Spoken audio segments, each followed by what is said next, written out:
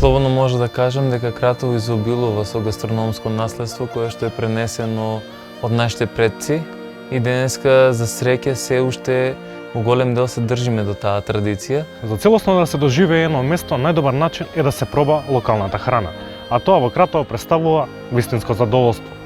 Токму затоа традиционалната гастрономија мора да се заштити и промовира.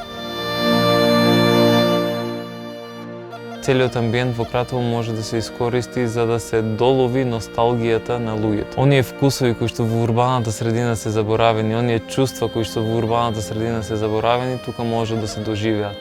Тоа ќе се направи само што ќе се комбинираат сите тие традиционални автентични елементи во едно, а јас како секогаш што велам, гастрономијата не е само храната, туку целата култура позади самото готвење. Пастрамајката, кацаната сол, месото со прас, мантиите, па дури и паглавата се само дел од традиционалната кујна во Кратово, која се подготвува на автентичен начин и е одраз на богатото минато. Самите туристи навистина се воодушевени од храната која што ќе ја пробаат во Кратово и јас од аспект на туристички водич може да кажам дека тоа можеби покрај целото културно и природно наследство со кое што располага Кратово, гастрономското наследство е навистина еден од битните елементи на нашите туристи, бидејќи секогаш сакаат да пробаат и се што ќе го пробаат е навистина вкусно за нив. Кратово многумина го нарекуваат град музеј на отворено, а покрај природните и културните знаменитости може да се пофали и со одличната гастрономска понуда,